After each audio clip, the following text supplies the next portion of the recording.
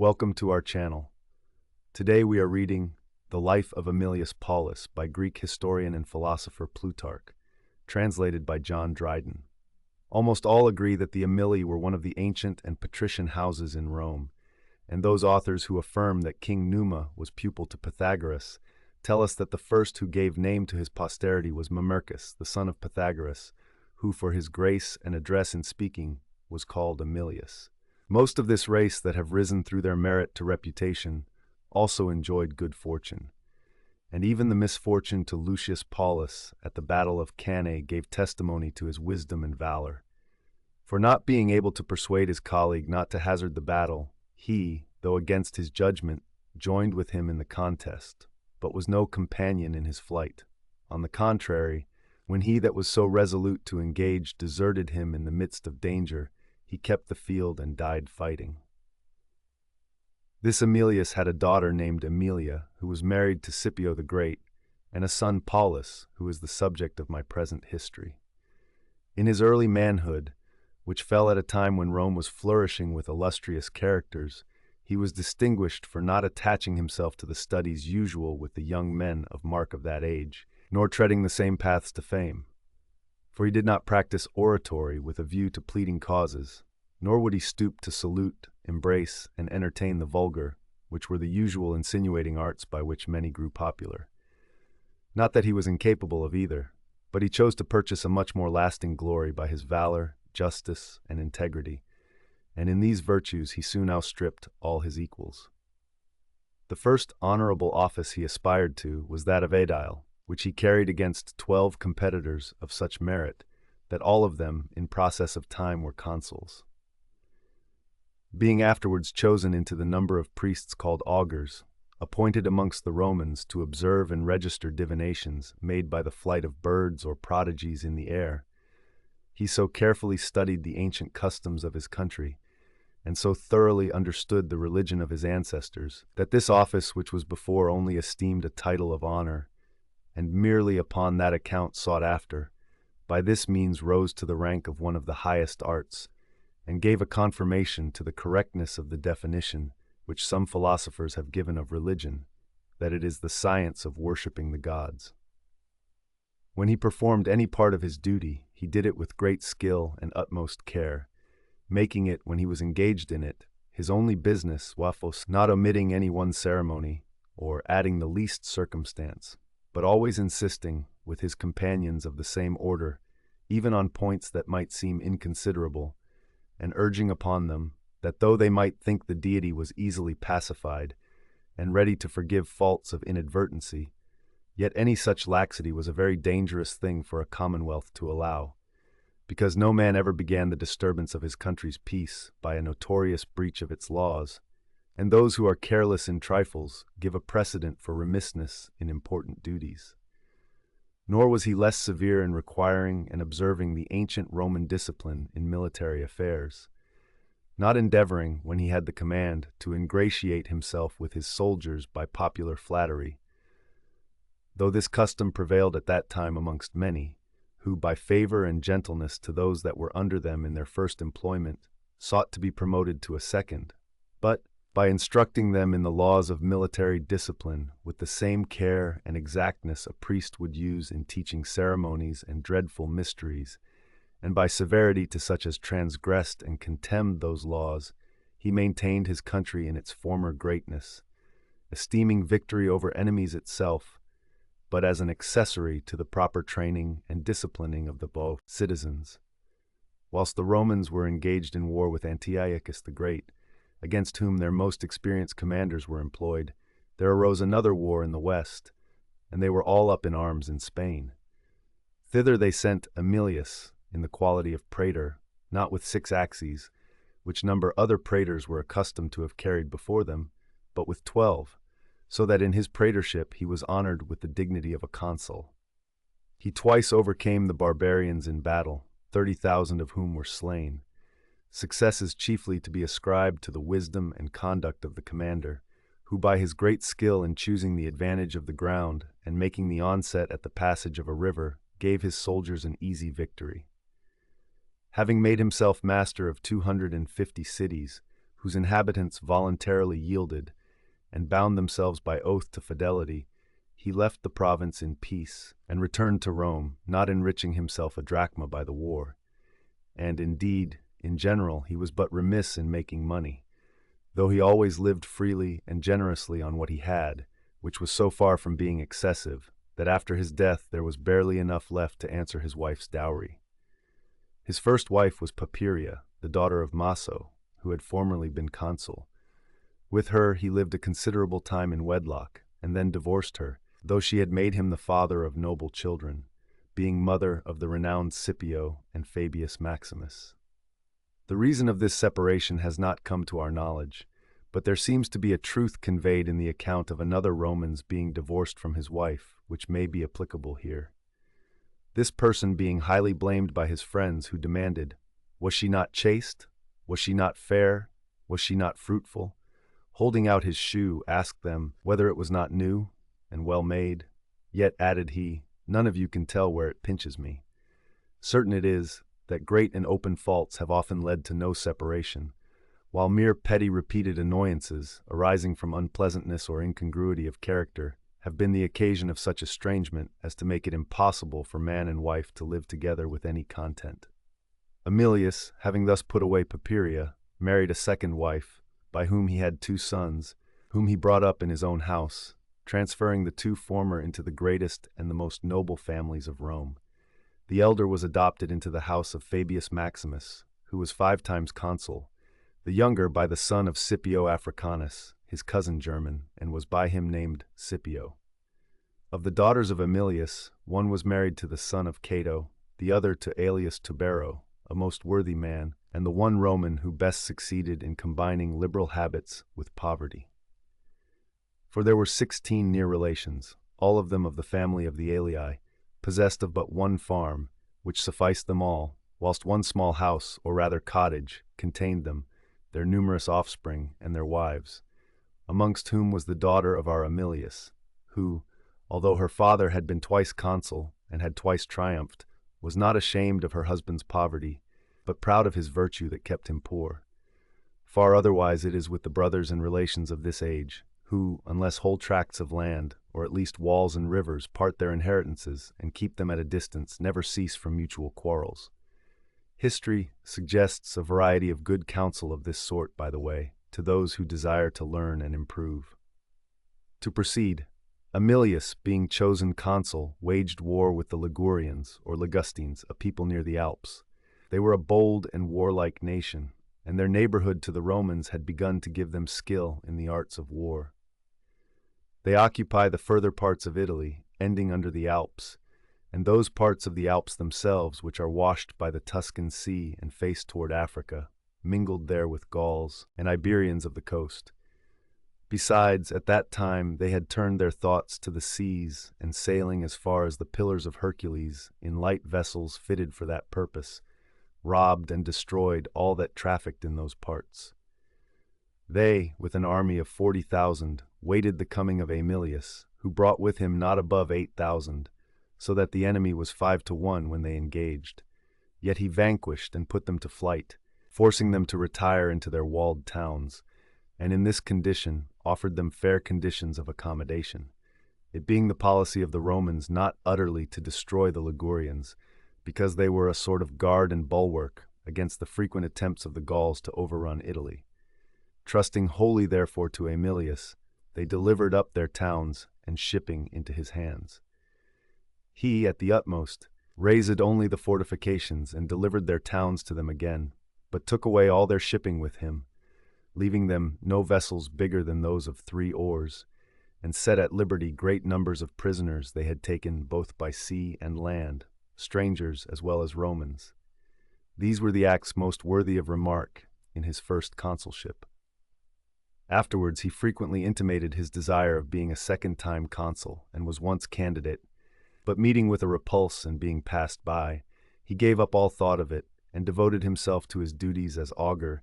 and to the education of his children, whom he not only brought up, as he himself had been, in the Roman and ancient discipline, but also with unusual zeal in that of Greece. To this purpose he not only procured masters to teach them grammar, logic, and rhetoric, but had for them also preceptors in modeling and drawing, managers of horses and dogs, and instructors in field sports, all from Greece. And if he was not hindered by public affairs, he himself would be with them at their studies, and see them perform their exercises, being the most affectionate father in Rome.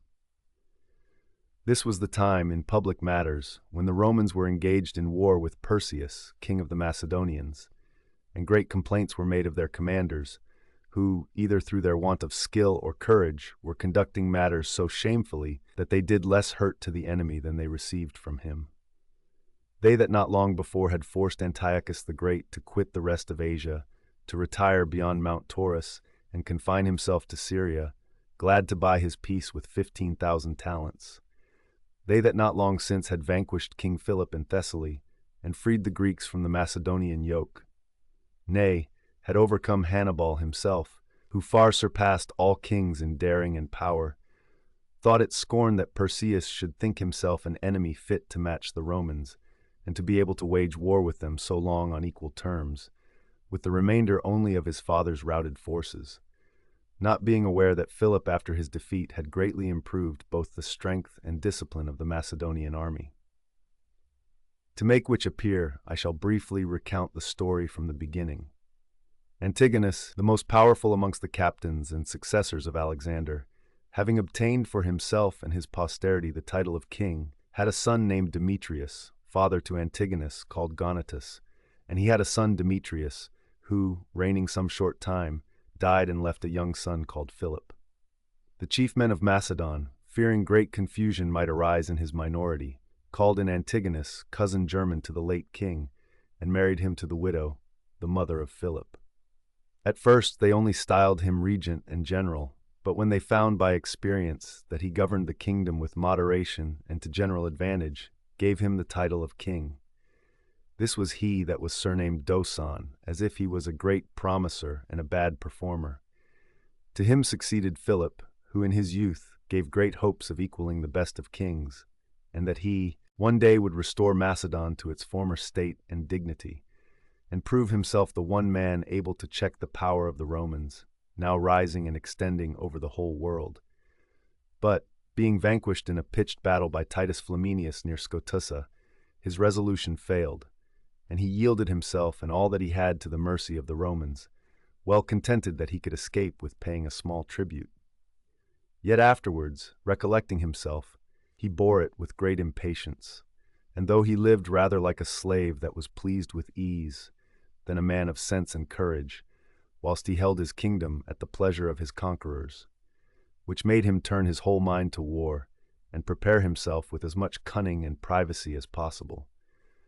To this end, he left his cities on the high roads and sea coast ungarrisoned, and almost desolate, that they might seem inconsiderable, in the meantime collecting large forces up the country, and furnishing his inland posts, strongholds, and towns with arms, money, and men fit for service. He thus provided himself for war, and yet kept his preparations close. He had in his armory arms for 30,000 men, in granaries, in places of strength, 8 millions of bushels of corn, and as much ready money as would defray the charge of maintaining 10,000 mercenary soldiers for 10 years in defense of the country. But before he could put these things into motion and carry his designs into effect, he died for griefs and anguish of mind, being sensible he had put his innocent son Demetrius to death upon the calumnies of one that was far more guilty. Perseus, his son that survived, inherited his hatred to the Romans as well as his kingdom, but was incompetent to carry out his designs, through want of courage and the viciousness of a character in which, among faults and diseases of various sorts, covetousness bore the chief place. There is a statement also of his not being true born, that the wife of King Philip took him from his mother, Nathanian, a woman of Argos that earned her living as a seamstress, as soon as he was born, and passed him upon her husband as her own. And this might be the chief cause of his contriving the death of Demetrius, as he might well fear that, so long as there was a lawful successor in the family, there was no security that his spurious birth might not be revealed. Notwithstanding all this, and though his spirit was so mean and temper so sordid, yet trusting to the strength of his resources, he engaged in a war with the Romans, and for a long time maintained it, repulsing and even vanquishing some generals of consular dignity, and some great armies and fleets. He routed Publius Licinius, who was the first that invaded Macedonia, in a cavalry battle, slew 2,500 practiced soldiers, and took 600 prisoners, and surprising their fleet as they rode at anchor before Oryns, he took 20 ships of burden with all their lading, sunk the rest that were freighted with corn, and, besides this, made himself master of 4 galleys with 5 banks of oars. He fought a second battle with Hostilius, a consular officer, as he was making his way into the country at Elymiae, and forced him to retreat. And when he afterwards, by stealth, designed an invasion through Thessaly, challenged him to fight, which the other feared to accept. Nay more, to show his contempt to the Romans, and that he wanted employment, as a war by the by, he made an expedition against the Dardanians, in which he slew 10,000 of those barbarian people, and brought a great spoil away. He privately, moreover, solicited the Gauls, also called Bastarnae, a warlike nation and famous for horsemen, dwelling near the Danube, and incited the Illyrians, by the means of Genthius their king, to join with him in the war. It was also reported that the barbarians, allured by promise of rewards, were to make an eruption into Italy, through the lower Gaul by the shore of the Adriatic Sea. The Romans, being advertised of these things, thought it necessary no longer to choose their commanders by favor or solicitation, but of their own motion to select a general of wisdom and capacity for the management of great affairs. And such was Paulus Aemilius, advanced in years, being nearly 60, yet vigorous in his own person, and rich in valiant sons and sons-in-law, besides a great number of influential relations and friends, all of whom joined in urging him to yield to the desires of the people, who called him to the consulship. He at first manifested some shyness of the people, and withdrew himself from their importunity, professing reluctance to hold office, but when they daily came to his doors, urging him to come forth to the place of election, and pressing him with noise and clamor, he acceded to their request. When he appeared amongst the candidates, it did not look as if it were to sue for the consulship, but to bring victory and success, that he came down into the campus. They all received him there with such hopes and such gladness, unanimously choosing him a second time consul. Nor would they suffer the lots to be cast, as was usual, to determine which province should fall to his share, but immediately decreed him the command of the Macedonian War. It is told that when he had been proclaimed general against Perseus, and was honorably accompanied home by great numbers of people, he found his daughter Tertia, a very little girl, weeping, and taking her to him, asked her why she was crying.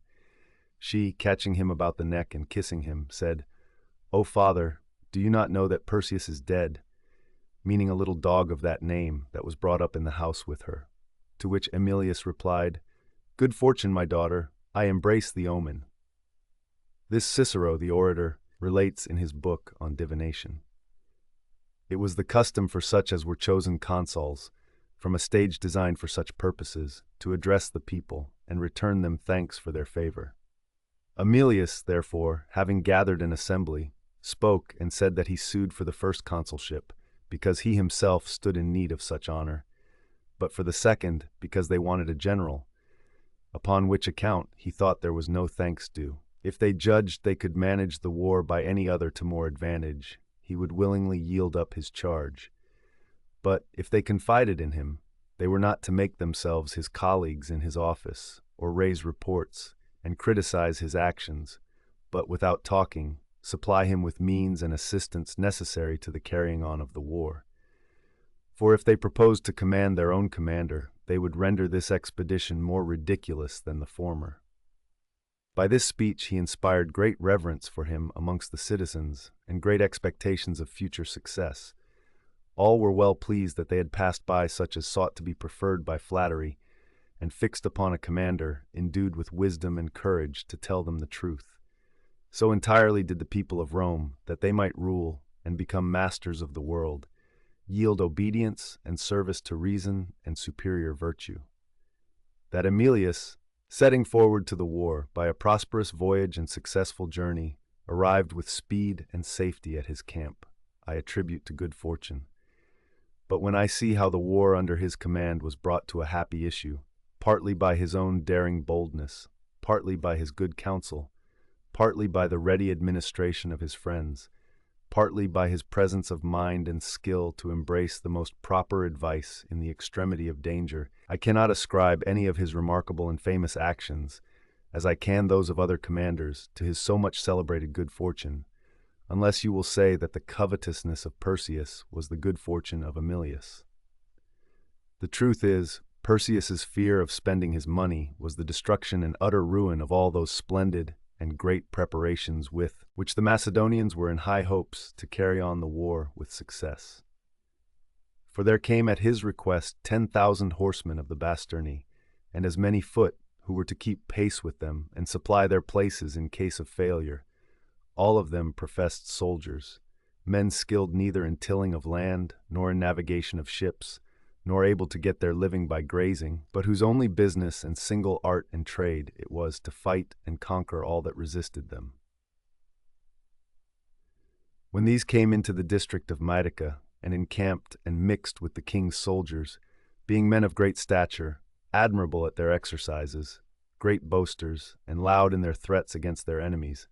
they gave new courage to the Macedonians, who were ready to think the Romans would not be able to confront them, but would be struck with terror at their looks and motions. They were so strange and so formidable to behold. When Perseus had thus encouraged his men, and elevated them with these great hopes, as soon as 1,000 gold pieces were demanded for each captain, he was so amazed and beside himself at the vastness of the amount, that out of mere stinginess he drew back and let himself lose their assistance, as if he had been some steward, not the enemy of the Romans, and would have to give an exact account of the expenses of the war to those with whom he waged it. Nay, when he had his foes as tutors, to instruct him what he had to do, who, besides their other preparations, had 100,000 men drawn together and in readiness for their service. Yet he that was to engage against so considerable a force, and in a war that was maintaining such numbers as this, nevertheless doled out his money, and put seals on his bags, and was as fearful of touching it as if it had belonged to someone else. And all this was done by one, not descended from Lydians or Phoenicians, but who could pretend to some share of the virtues of Alexander and Philip, whom he was allied to by birth, men who conquered the world by judging that empire was to be purchased by money, not money by empire. Certainly it became a proverb that not Philip, but his gold, took the cities of Greece. And Alexander, when he undertook his expedition against the Indians, and found his Macedonians encumbered and appear to march heavily with their Persian spoils, first set fire to his own carriages, and thence persuaded the rest to imitate his example, that thus freed they might proceed to the war without hindrance. Whereas Perseus, abounding in wealth, would not preserve himself, his children, and his kingdom, at the expense of a small part of his treasure, but chose rather to be carried away with numbers of his subjects, with the name of the wealthy captive, and show the Romans what great riches he had husbanded and preserved for them. For he not only played false with the Gauls, and sent them away, but also, after alluring Genthius, king of the Illyrians, by the hopes of 300 talents, to assist him in the war, he caused the money to be counted out in the presence of his messengers, and to be sealed up. Upon which Genthius, thinking himself possessed of what he desired, committed a wicked and shameful act. He seized and imprisoned the ambassadors sent to him from the Romans. Whence Perseus, concluding that there was no need of money to make Genthius an enemy to the Romans, but that he had given a lasting earnest of his enmity, and by his flagrant injustice sufficiently involved himself in the war, defrauded the unfortunate king of his 300 talents, and without any concern beheld him, his wife and children, in a short time after, carried out of their kingdom, as from their nest, by Lucius Aemilius, who was sent against him with an army. Aemilius, coming against such an adversary, made light indeed of him, but admired his preparation and power.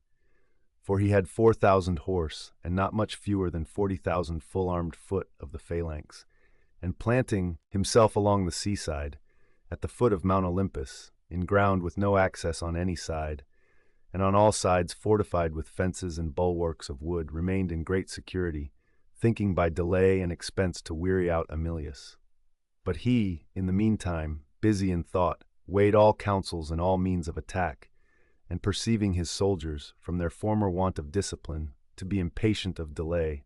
and ready on all occasions to teach their general his duty, rebuked them, and bade them not meddle with what was not their concern,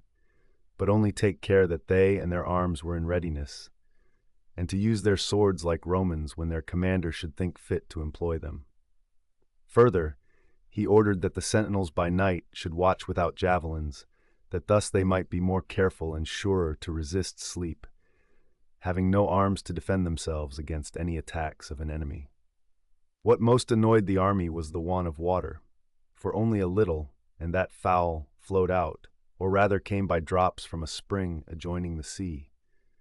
But Aemilius, considering that he was at the foot of the high and woody mountain Olympus, and conjecturing by the flourishing growth of the trees that there were springs that had their course underground, dug a great many holes and wells along the foot of the mountain,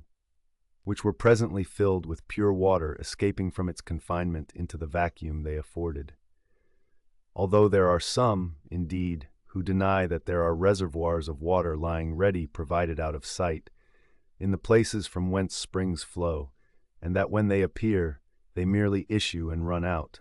On the contrary, they say, they are then formed and come into existence for the first time by the liquefaction of the surrounding matter, and that this change is caused by density and cold, when the moist vapor, by being closely pressed together, becomes fluid. As women's breasts are not like vessels full of milk, always prepared and ready to flow from them, but their nourishment being changed in their breasts, is there made milk, and from thence is pressed out. In like manner, places of the earth that are cold and full of springs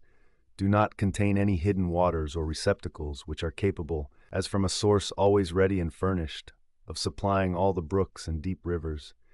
but by compressing and condensing the vapors and air they turn them into that substance. And thus places that are dug open flow by that pressure, and afford the more water, as the breasts of women do milk by their being sucked, the vapor thus moistening and becoming fluid, whereas ground that remains idle and undug is not capable of producing any water, whilst it wants the motion which is the cause of liquefaction. But those that assert this opinion give occasion to the doubtful to argue that on the same ground there should be no blood in living creatures, but that it must be formed by the wound, some sort of spirit or flesh being changed into a liquid and flowing matter.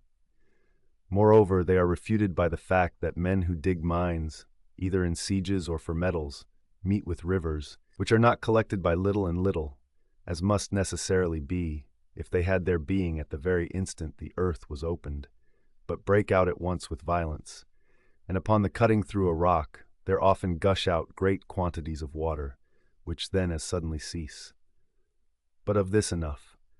Aemilius lay still for some days, and it is said that there were never two great armies so nigh that enjoyed so much quiet. When he had tried and considered all things, he was informed that there was yet one passage left unguarded, through Perhebia, by the temple of Apollo and the rock. Gathering, therefore, more hope from the place being left defenseless than fear from the roughness and difficulty of the passage, he proposed it for consultation. Amongst those that were present at the council, Scipio, surnamed Nasica, son-in-law to Scipio Africanus, who afterwards was so powerful in the Senate house, was the first that offered himself to command those that should be sent to encompass the enemy.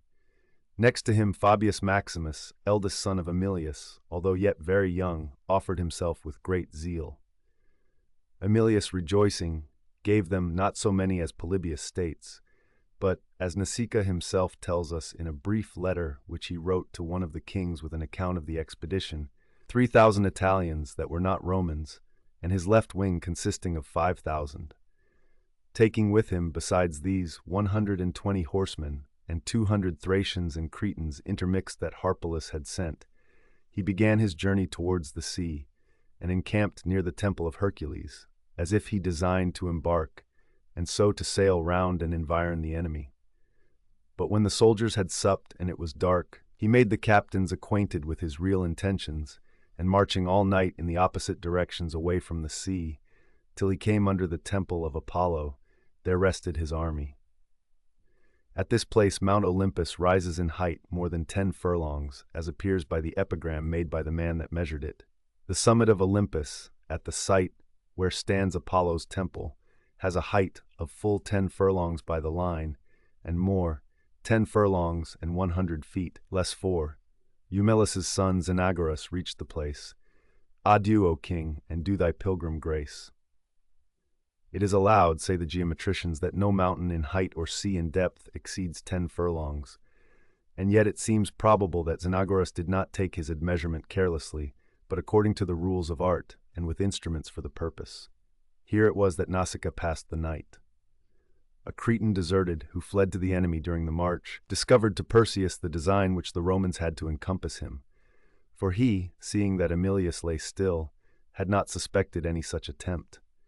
He was startled at the news, yet did not put his army in motion, but sent 10,000 mercenary soldiers and 2,000 Macedonians under command of Milo, with order to hasten and possess themselves of the passes. Polybius relates that the Romans found these men asleep when they attacked them, but Nausicaa says there was a sharp and severe conflict on the top of the mountain, that he himself encountered a mercenary Thracian, pierced him through with his javelin, and slew him,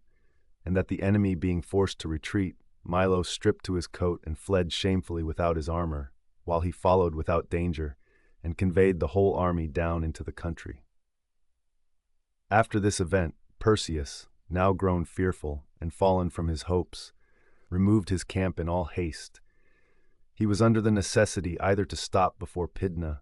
and there run the hazard of a battle, or disperse his army into cities, and there expect the event of the war, which, having once made its way into his country, could not be driven out without great slaughter and bloodshed. But Perseus, being told by his friends that he was much superior in number, and that men fighting in the defense of their wives and children must needs feel all the more courage, especially when all was done in the sight of their king, who himself was engaged in equal danger, was thus again encouraged, and, pitching his camp, prepared himself to fight, viewed the country, and gave out the commands as if he designed to set upon the Romans as soon as they approached.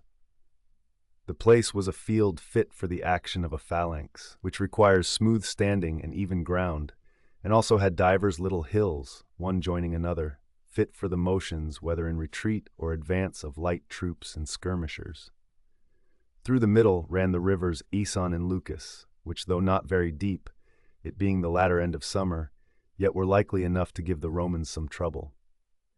As soon as Aemilius had rejoined Nausicaa, he advanced in battle, array against the enemy, but when he found how they were drawn up and the number of their forces, he regarded them with admiration and surprise, and halted, considering within himself. The young commanders, eager to fight, riding along by his side, pressed him not to delay, and most of all Nausicaa, flushed with his late success on Olympus. To whom Aemilius answered with a smile, "So would I do were I of your age, but many victories have taught me the ways in which men are defeated, and forbid me to engage soldiers weary with a long march against an army drawn up and prepared for battle." Then he gave command that the front of his army, and such as were in sight of the enemy, should form as if ready to engage, and those in the rear should cast up the trenches and fortify the camp, so that the hindmost in succession, wheeling off by degrees and withdrawing, their whole order was insensibly broken up, and the army encamped without noise or trouble. When it was night, and supper being over, all were turning to sleep and rest, on a sudden the moon, which was then at full and high in the heavens, grew dark, and by degrees losing her light, passed through various colors, and at length was totally eclipsed. The Romans, according to their custom, clattering brass pans and lifting up firebrands and torches into the air, invoked the return of her light. The Macedonians behaved far otherwise. Terror and amazement seized their whole army, and a rumor crept by degrees into their camp that this eclipse portended even that of their king. Aemilius was no novice in these things, nor was ignorant of the nature of the seeming irregularities of eclipses, that in a certain revolution of time, the moon in her course enters the shadow of the earth, and is there obscured till, passing the region of darkness, she is again enlightened by the sun. Yet being a devout man, a religious observer of sacrifices and the art of divination, as soon as he perceived the moon beginning to regain her former luster, he offered up to her 11 heifers. At the break of day he sacrificed as many as 20 in succession to Hercules, without any token that his offering was accepted, but at the 21st, the signs promised victory to defenders. He then vowed a hecatomb and solemn sports to Hercules, and commanded his captains to make ready for battle, staying only till the sun should decline and come round to the west, lest, being in their faces in the morning, it should dazzle the eyes of his soldiers. Thus he whiled away the time in his tent, which was open towards the plain where his enemies were encamped. When it grew towards evening, some tell us, Aemilius himself used a stratagem to induce the enemy to begin the fight,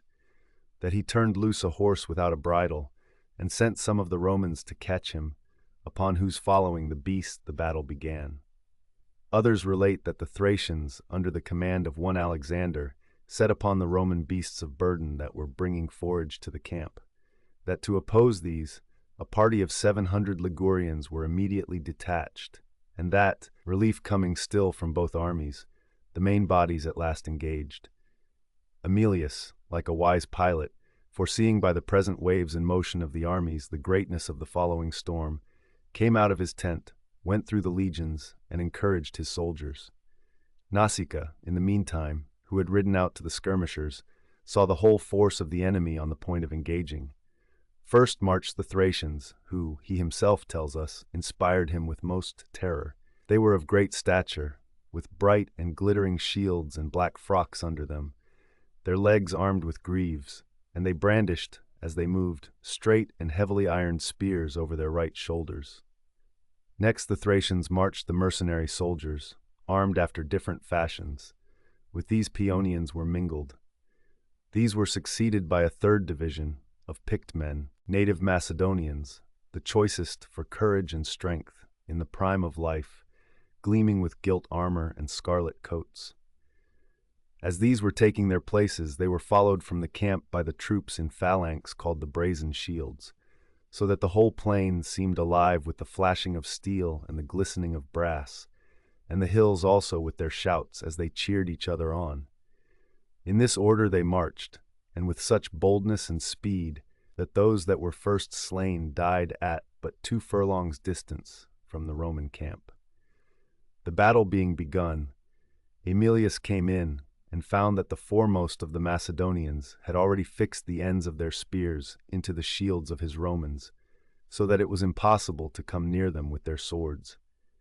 When he saw this, and observed that the rest of the Macedonians took the targets that hung on their left shoulders, and brought them round before them, and all at once stooped their pikes against their enemies' shields, and considered the great strength of this wall of shields, and the formidable appearance of a front thus bristling with arms, he was seized with amazement and alarm.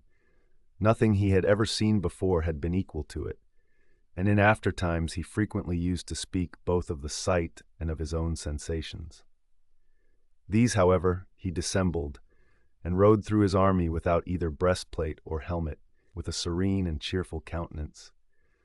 On the contrary, as Polybius relates, no sooner was the battle begun, but the Macedonian king basely withdrew to the city Pydna, under a pretense of sacrificing to Hercules, a god that is not wont to regard the faint offerings of cowards, or to fulfill unsanctioned vows. For truly it can hardly be a thing that heaven would sanction, that he that never shoots should carry away the prize, he triumph that slinks from the battle, he that takes no pains meet with success, or the wicked man prosper. But to Aemilius's petitions the god listened. He prayed for victory with his sword in his hand, and fought while entreating divine assistance. A certain Posidonius, who has at some length written a history of Perseus, and professes to have lived at the time, and to have been himself engaged in these events,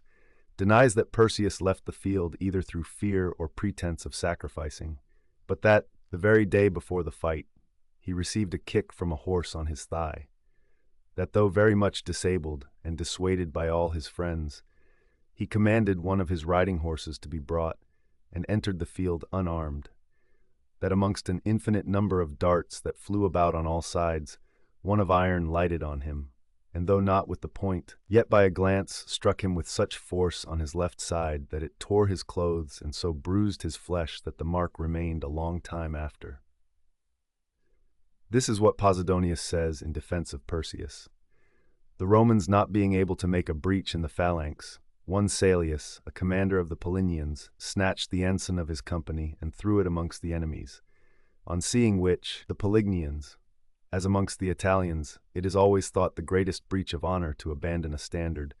rushed with great violence towards the place, where the conflict grew very fierce and the slaughter terrible on both sides. For these endeavored to cut the spears asunder with their swords, or to beat them back with their shields,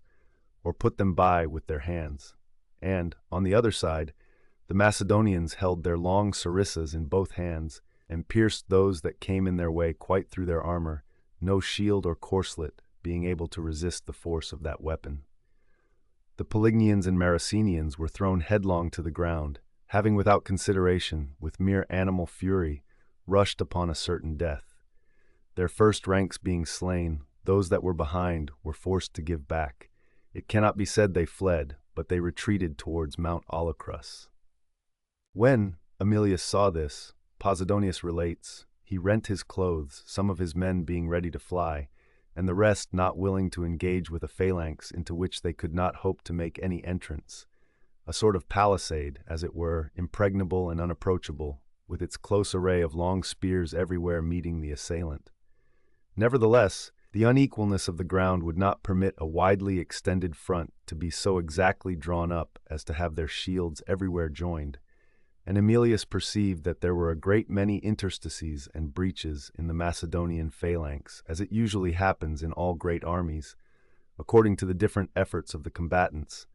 who in one part press forward with eagerness, and in another are forced to fall back. Taking, therefore, this occasion, with all speed, he broke up his men into their cohorts, and gave them order to fall into the intervals and openings of the enemy's body, and not to make one general attack upon them all, but to engage, as they were divided, in several partial battles. These commands Aemilius gave to his captains, and they to their soldiers, and no sooner had they entered the spaces and separated their enemies, but they charged them, some on their sides where they were naked and exposed, and others making a circuit behind, and thus destroyed the force of the phalanx, which consists in common action and close union. And now, come to fight man to man, or in small parties, the Macedonians smote in vain upon firm and long shields with their little swords,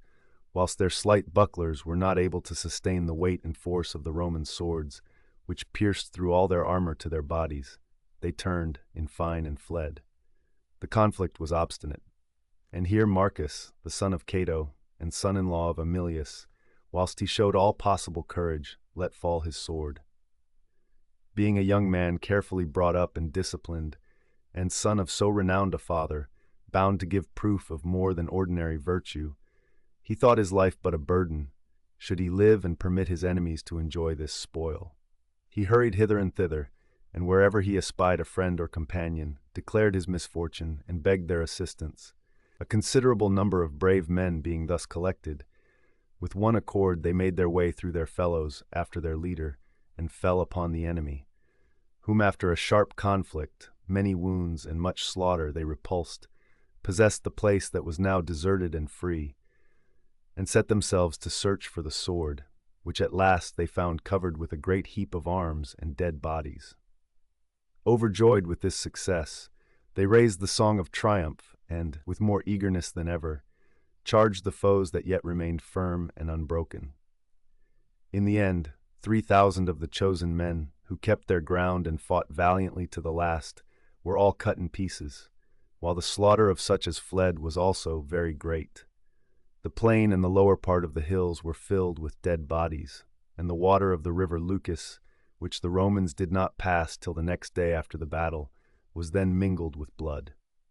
For it is said there fell more than 25,000 of the enemy, of the Romans, as Posidonius relates, 100, as Nausicaa only 80. This battle, though so great, was very quickly decided, it being 3 p.m. when they first engaged, and not 4 when the enemy was vanquished. The rest of the day was spent in pursuit of the fugitives, whom they followed about 13 or 14 miles, so that it was far in the night when they returned. All the others were met by their servants with torches, and brought back with joy and great triumph to their tents, which were set out with lights and decked with wreaths of ivy and laurel. But the general himself was in great grief. Of the 2 sons that served under him in the war, the youngest was missing, whom he held most dear, and whose courage and good qualities he perceived much to excel those of his brothers. Bold and eager for distinction, and still a mere child in age, he concluded that he had perished, whilst for want of experience he had engaged himself too far amongst his enemies. His sorrow and fears became known to the army. The soldiers, quitting their suppers, ran about with lights, some to Aemilius's tent, some out of the trenches, to seek him amongst such as were slain in the first onset. There was nothing but grief in the camp, and the plain was filled with the cries of men calling out for Scipio, for, from his very youth, he was an object of admiration, endowed above any of his equals with the good qualities requisite either for command or counsel. At length, when it was late, and they almost despaired, he returned from the pursuit with only 2 or 3 of his companions, all covered with the fresh blood of his enemies, having been, like some dog of noble breed, carried away by the pleasure, greater than he could control, of his first victory. This was that Scipio that afterwards destroyed Carthage and Numantia, and was, without dispute, the first of the Romans in merit, and had the greatest authority amongst them. Thus fortune, deferring her displeasure and jealousy of such great success to some other time, let Aemilius at present enjoy this victory, without any detraction or diminution. As for Perseus, from Pydna he fled to Pella with his cavalry, which was as yet almost entire. But when the foot came up with them, and upbraiding them as cowards and traitors, tried to pull them off their horses, and fell to blows, Perseus, fearing the tumult, forsook the common road, and, lest he should be known, pulled off his purple, and carried it before him, and took his crown in his hand, and that he might the better converse with his friends, alighted from his horse, and led him. Of those that were about him, one stopped, pretending to tie his shoe that was loose, another to water his horse, a third to drink himself, and thus lagging behind, by degrees left him, they having not so much reason to fear their enemies as his cruelty. For he, disordered by his misfortune, sought to clear himself by laying the cause of the overthrow upon everybody else. He arrived at Pella in the night, where Euctus and Eudaeus, 2 of his treasurers, came to him,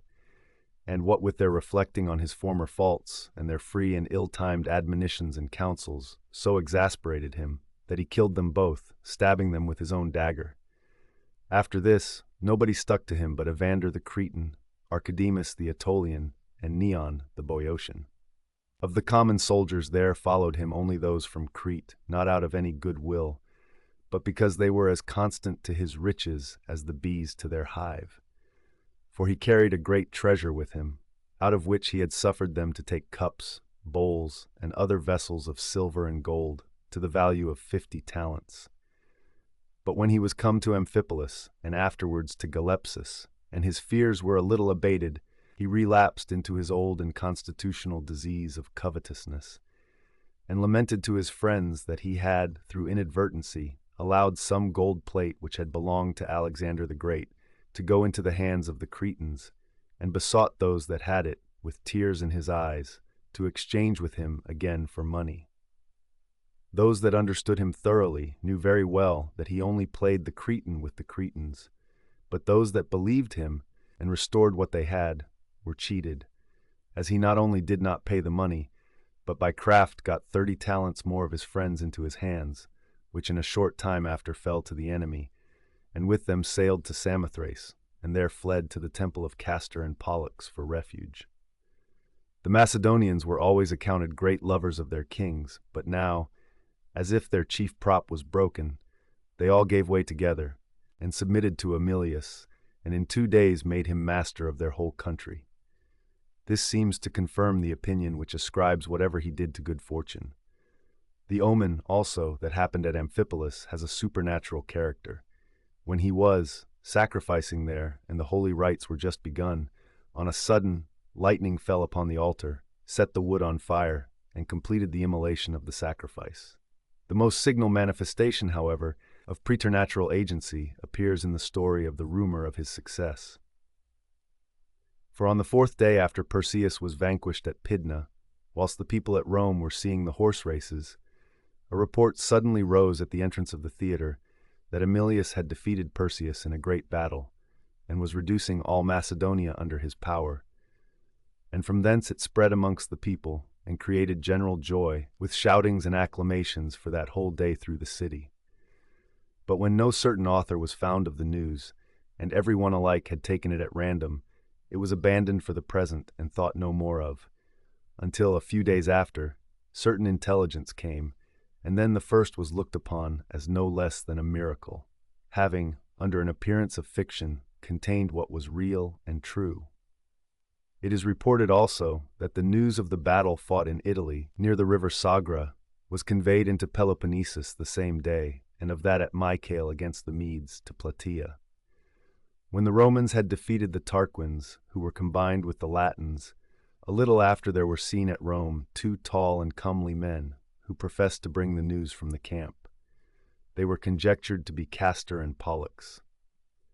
The first man that spoke to them in the forum, near the fountain where they were cooling their horses, which were all of a foam, expressed surprise at the report of the victory when, it is said, they smiled and gently touched his beard with their hands, the hair of which from being black was, on the spot, changed to yellow. This gave credit to what they said, and fixed the name of Ahenobarbus, or brazen beard, on the man. And a thing which happened in our own time will make all these credible. For when Antonius rebelled against Domitian, and Rome was in consternation, expecting great wars from the quarter of Germany, all on a sudden, and nobody knows upon what account, the people spontaneously gave out a rumor of victory, and the news ran current through the city, that Antonius himself was slain, his whole army destroyed, and not so much as a part of it escaped. Nay, this belief was so strong and positive that many of the magistrates offered up sacrifice. But when, at length, the author was sought for and none was to be found, it vanished by degrees, every one shifting it off from himself to another, and at last was lost in the numberless crowd, as in a vast ocean, and having no solid ground to support its credit, was in a short time not so much as named in the city. Nevertheless, when Domitian marched out with his forces to the war, he met with messengers and letters that gave him a relation of the victory. And the rumor, it was found, had come the very day it was gained, though the distance between the places was more than 2,500 miles. The truth of this no man of our time is ignorant of, but to proceed. Cnaeus Octavius, who was joined in command with Aemilius, came to an anchor with his fleet under Samothrace, where, out of respect to the gods, he permitted Perseus to enjoy the benefit of refuge, but took care that he should not escape by sea. Notwithstanding, Perseus secretly persuaded Oroandes of Crete, master of a small vessel, to convey him and his treasure away. He, however, playing the true Cretan, took in the treasure, and bade him come, in the night, with his children and most necessary attendants, to the port by the temple of Ceres, but as soon as it was evening, set sail without him. It had been sad enough for Perseus to be forced to let down himself, his wife, and children through a narrow window by a wall, people altogether unaccustomed to hardship and flying. But that which drew a far sadder sigh from his heart was, when he was told by a man, as he wandered on the shore, that he had seen Oroandes under sail in the main sea, it being now about daybreak. So, there being no hopes left of escaping, he fled back again to the wall, which he and his wife recovered, though they were seen by the Romans before they could reach them. His children he himself had delivered into the hands of Ion, one that had been his favorite, but now proved his betrayer, and was the chief cause that forced him, beasts themselves will do so when their young ones are taken, to come and yield himself up to those that had them in their power. His greatest confidence was in Nausicaa, and it was for him he called, but he not being there, he bewailed his misfortune, and, seeing there was no possible remedy, surrendered himself to Octavius. And here, in particular, he made it manifest that he was possessed with a vice more sordid than covetousness itself, namely, the fondness of life, by which he deprived himself even of pity, the only thing that fortune never takes away from the most wretched. He desired to be brought to Aemilius, who arose from his seat, and accompanied with his friends, went to receive him, with tears in his eyes, as a great man fallen by the anger of the gods and his own ill fortune. When Perseus, the most shameful of sights, threw himself at his feet, embraced his knees, and uttered unmanly cries and petitions, such as Aemilius was not able to bear, nor would vouchsafe to hear. But looking on him with a sad and angry countenance, he said, "Why, unhappy man, do you thus take pains to exonerate fortune of your heaviest charge against her, by conduct that will make it seem that you are not unjustly in calamity, and that it is not your present condition, but your former happiness, that was more than your deserts? And why depreciate also my victory, and make my conquests insignificant, by proving yourself a coward and a foe beneath a Roman? Distressed valor challenges great respect, even from enemies, but cowardice, though never so successful, from the Romans has always met with scorn." Yet for all this he took him up, gave him his hand, and delivered him into the custody of Tubero. Meantime he himself carried his sons-in-law, and others of chief rank, especially of the younger sort, back with him into his tent, where for a long time he sat down without speaking one word, insomuch that they all wondered at him. At last he began to discourse of fortune and human affairs. "Is it meet," said he, "for him that knows he is but man, in his greatest prosperity to pride himself, and be exalted at the conquest of a city, nation, or kingdom, and not rather well to weigh this change of fortune, in which all warriors may see an example of their common frailty, and learn a lesson that there is nothing durable or constant? For what time can men select to think themselves secure, when that of victory itself forces us more than any to dread our own fortune? And a very little consideration on the law of things, and how all are hurried round, and each man's station changed, will introduce sadness in the midst of the greatest joy. Or can you, when you see before your eyes the succession of Alexander himself, who arrived at the height of power and ruled the greatest empire, in the short space of an hour trodden underfoot, when you behold a king that was but even now surrounded with so numerous an army, receiving nourishment to support his life from the hands of his conquerors, can you, I say, believe there is any certainty in what we now possess, whilst there is such a thing as chance? No, young men, cast off that vain pride and empty boast of victory. Sit down with humility, looking always for what is yet to come, and the possible future reverses which, the divine displeasure, may eventually make the end of our present happiness." It is said that Aemilius, having spoken much more to the same purpose, dismissed the young men properly humbled, and with their vainglory and insolence thoroughly chastened and curbed by his address. When this was done, he put his army into garrisons, to refresh themselves, and went himself to visit Greece, and to spend a short time in relaxations equally honorable and humane. For as he passed, he eased the people's grievances, reformed their governments, and bestowed gifts upon them.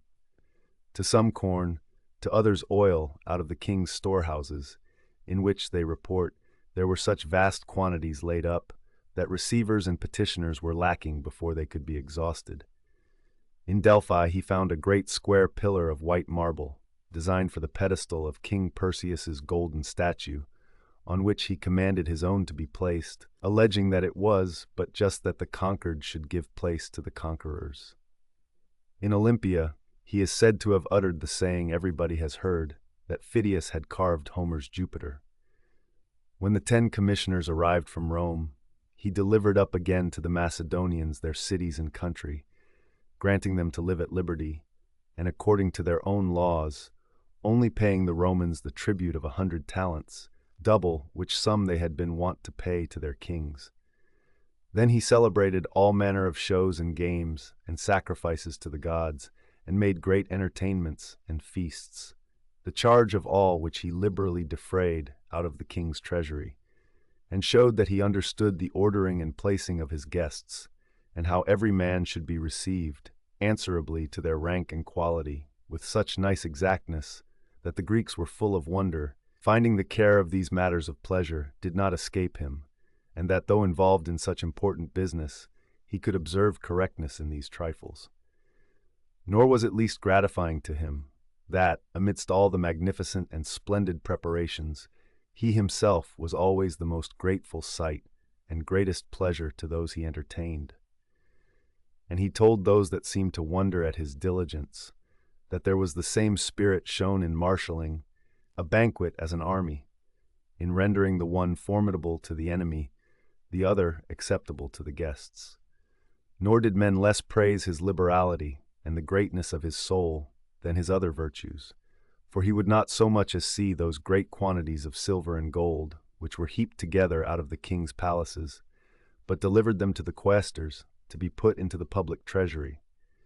He only permitted his own sons, who were great lovers of learning, to take the king's books, and when he distributed rewards due to extraordinary valor, he gave his son-in-law, Aelius Tubero, a bowl that weighed 5 pounds. This is that Tubero we have already mentioned, who was one of 16 relations that lived together, and were all maintained out of one little farm, and it is said that this was the first plate that ever entered the house of the Aelii, brought thither as an honor and reward of virtue. Before this time, neither they nor their wives ever made use either of silver or gold. Having thus settled everything well, taking his leave of the Greeks, and exhorting the Macedonians, that, mindful of the liberty they had received from the Romans, they should endeavor to maintain it by their obedience to the laws, and concord amongst themselves, he departed for Epirus, having orders from the Senate to give the soldiers that followed him in the war against Perseus the pillage of the cities of that country.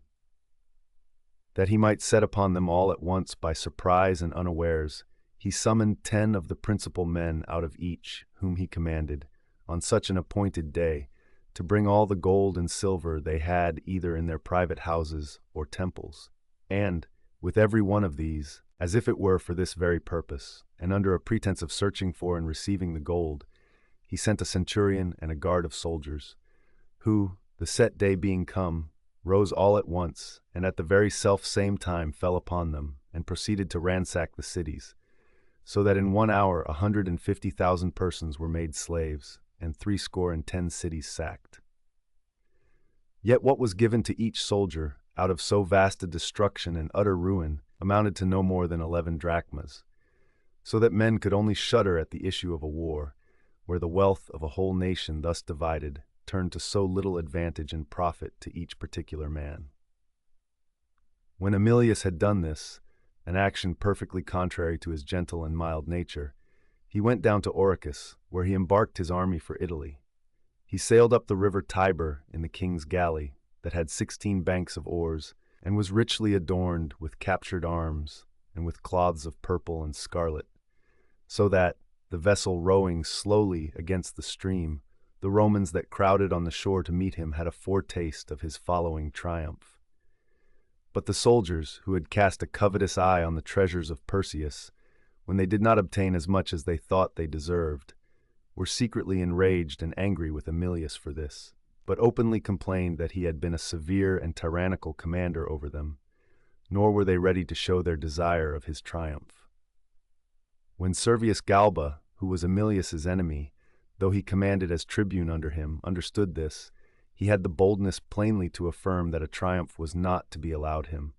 and sowed various calumnies amongst the soldiers, which yet further increased their ill will. Nay more, he desired the tribunes of the people, because the 4 hours that were remaining of the day could not suffice for the accusation, to let him put it off till another. But when the tribunes commanded him to speak then, if he had anything to say, he began a long oration, filled with all manner of reproaches, in which he spent the remaining part of the time, and the tribunes, when it was dark, dismissed the assembly. The soldiers, growing more vehement on this, thronged all to Galba, and entering into a conspiracy, early in the morning beset the Capitol, where the tribunes had appointed the following assembly to be held. As soon as it was day, it was put to the vote, and the first tribe was proceeding to refuse the triumph, and the news spread amongst the people and to the Senate. The people were indeed much grieved that Aemilius should meet with such ignominy, but this was only in words, which had no effect. The chief of the Senate exclaimed against it as a base action, and excited one another to repress the boldness and insolence of the soldiers, which would ere long become altogether ungovernable and violent, were they now permitted to deprive Aemilius of his triumph. Forcing a passage through the crowd, they came up in great numbers, and desired the tribunes to defer polling till they had spoken what they had to say to the people. All things thus suspended, and silence being made, Marcus Servilius stood up, a man of consular dignity, and who had killed 23 of his enemies that had challenged him in single combat.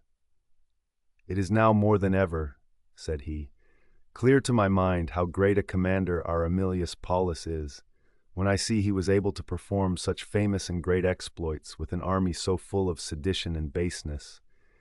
Nor can I sufficiently wonder that a people that seemed to glory in the triumphs over Illyrians and Ligurians should now through envy refuse to see the Macedonian king led alive, and all the glory of Philip and Alexander in captivity to the Roman power.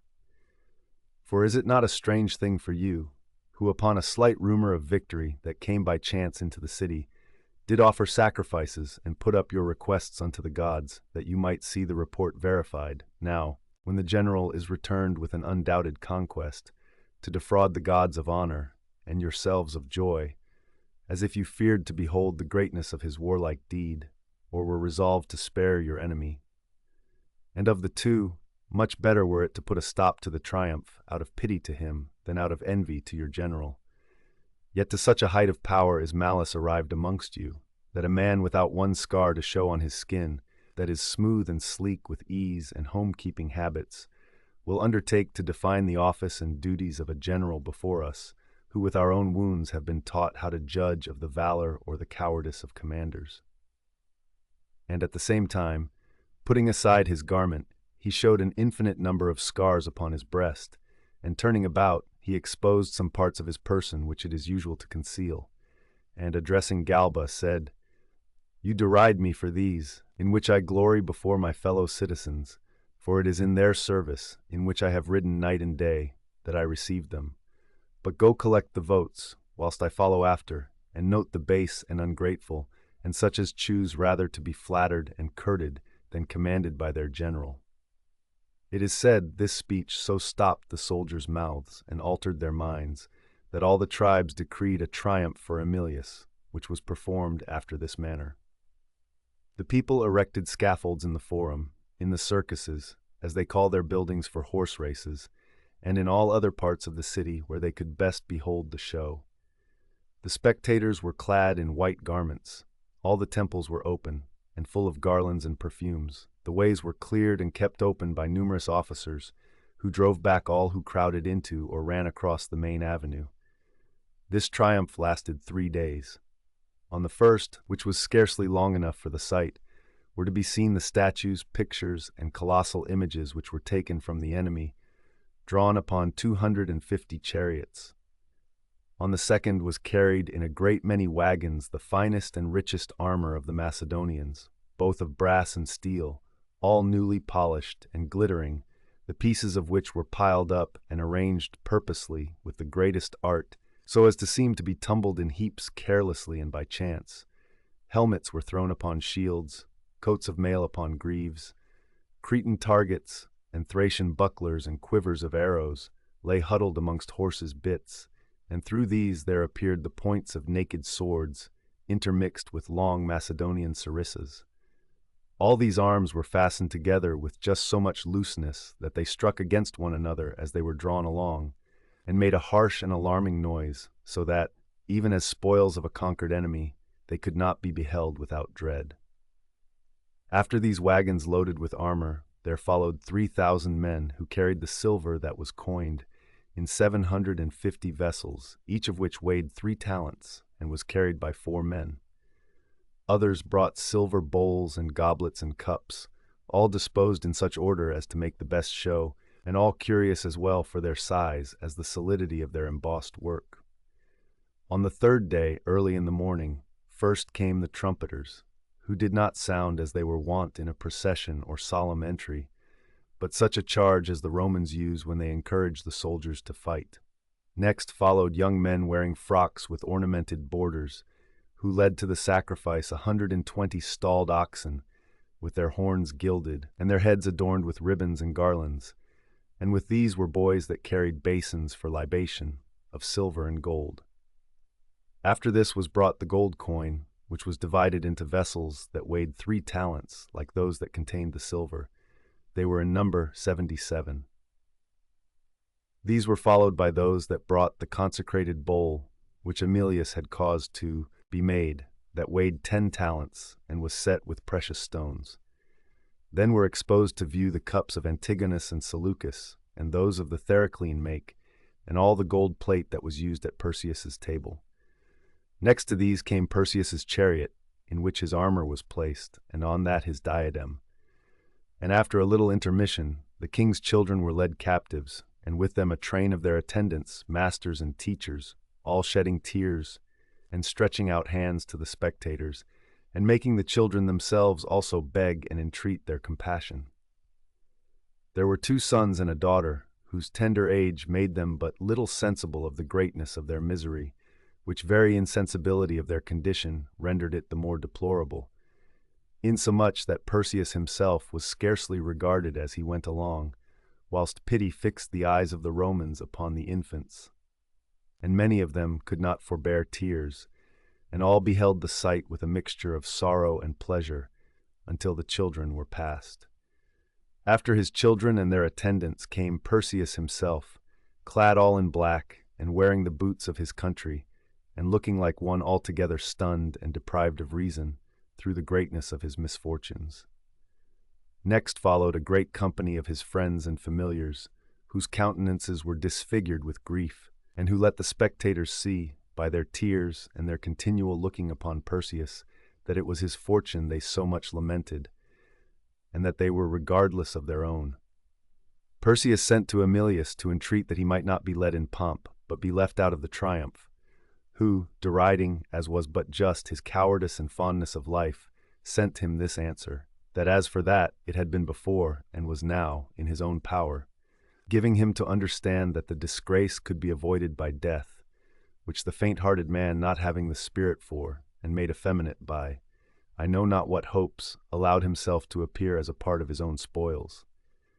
After these were carried 400 crowns, all made of gold, sent from the cities by their respective deputations to Aemilius in honor of his victory. Then he himself came, seated on a chariot magnificently adorned, a man well worthy to be looked at, even without these ensigns of power, dressed in a robe of purple, interwoven with gold, and holding a laurel branch in his right hand. All the army, in like manner, with boughs of laurel in their hands, divided into their hands in companies, followed the chariot of their commander, some singing verses according to the usual custom, mingled with raillery, others songs of triumph and the praise of Aemilius's deeds, who indeed was admired and accounted happy by all men, and unenvied by every one that was good, except so far as it seems the province of some god to lessen that happiness which is too great and inordinate, and so to mingle the affairs of human life, that no one should be entirely free and exempt from calamities. But, as we read in Homer, that those should think themselves truly blessed, whom fortune has given an equal share of good and evil. Aemilius had 4 sons, of whom Scipio and Fabius, as is already related, were adopted into other families. The other 2, whom he had by a second wife, and who were yet but young, he brought up in his own house. One of these died at 14 years of age, 5 days before his father's triumph, the other at 12, 3 days after, so that there was no Roman without a deep sense of his suffering,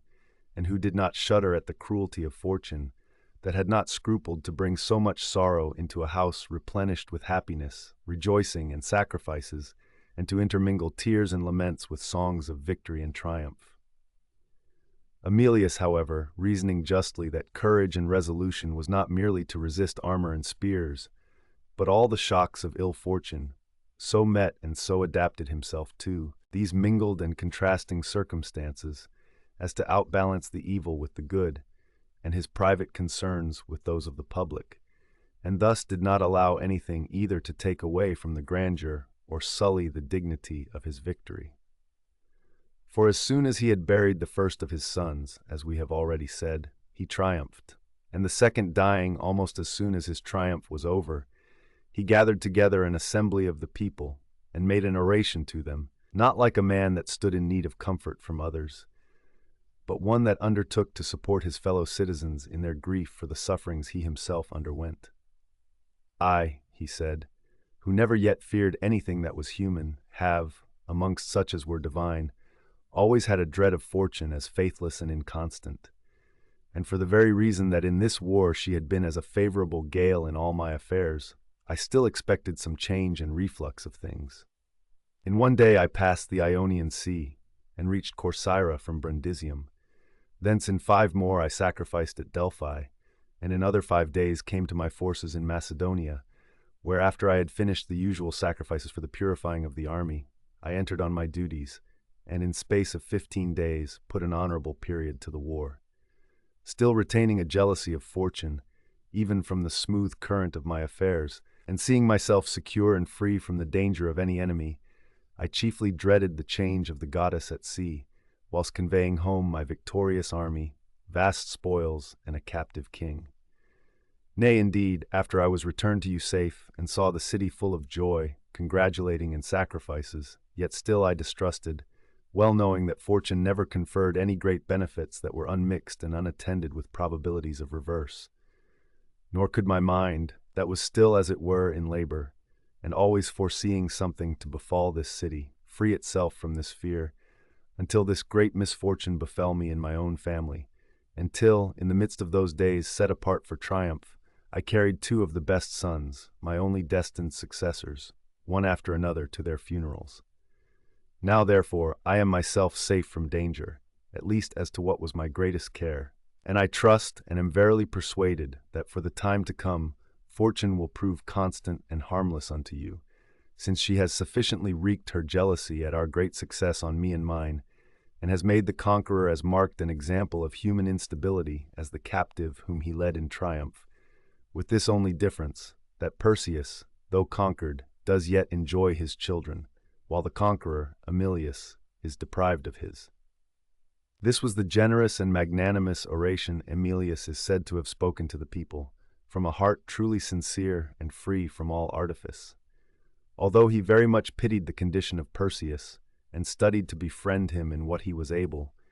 yet he could procure no other favor than his removal from the common prison, the carcer, into a more cleanly and humane place of security, where, whilst he was guarded, it is said, he starved himself to death.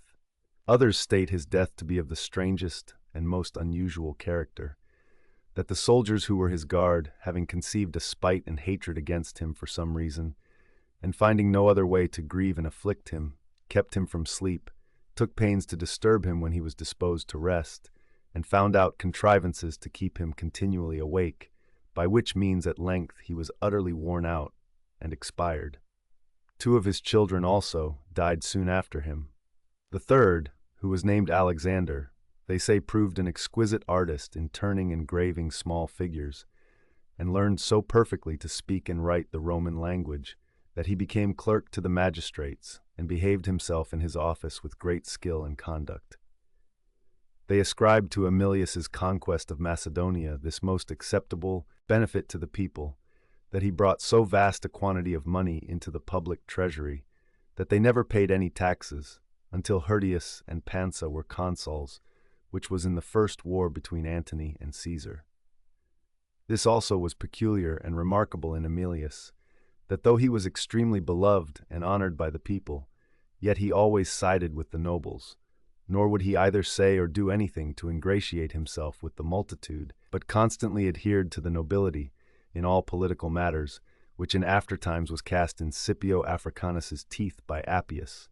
these 2 being in their time the most considerable men in the city, and standing in competition for the office of censor.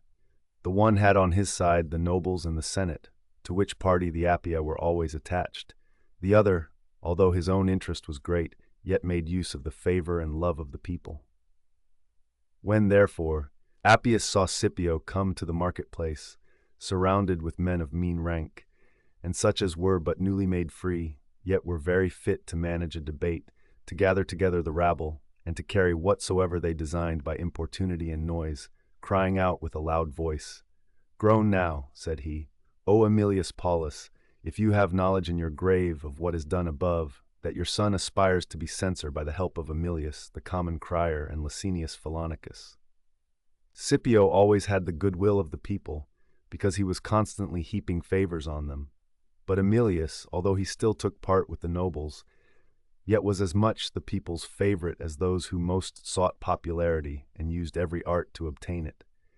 This they made manifest when, amongst other dignities, they thought him worthy of the office of censor, a trust accounted most sacred and of great authority, as well in other things as in the strict examination into men's lives. For the censors had power to expel a senator and enroll whom they judged most fit in his room, and to disgrace such young men as lived licentiously by taking away their horses. Besides this, they were to value and assess each man's estate and register the number of the people. There were numbered by Aemilius 347,452 men. He declared Marcus Aemilius Lepidus first senator, who had already 4 times held that honor, and he removed from their office 3 of the senators of the least note.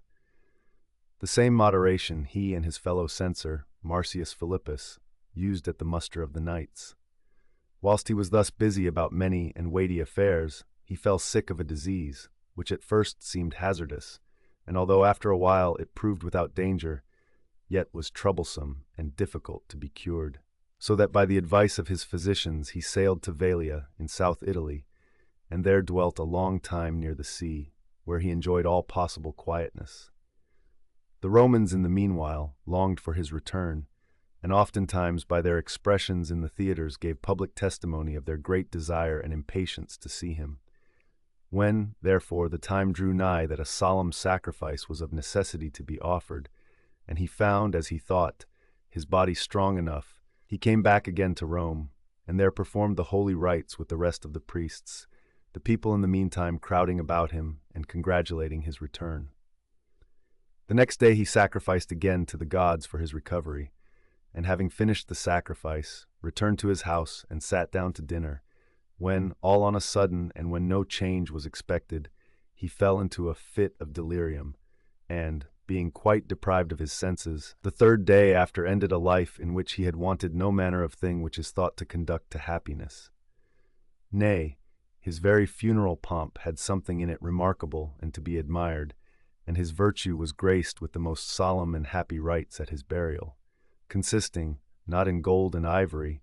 or in the usual sumptuousness and splendor of such preparations, but in the goodwill, honor, and love, not only of his fellow citizens, but of his enemies themselves. For as many Spaniards, Ligurians, and Macedonians as happened to be present at the solemnity, that were young and of vigorous bodies, took up the bier and carried it, whilst the more aged followed, called Aemilius the benefactor and preserver of their countries. For not only at the time of his conquest had he acted to all with kindness and clemency,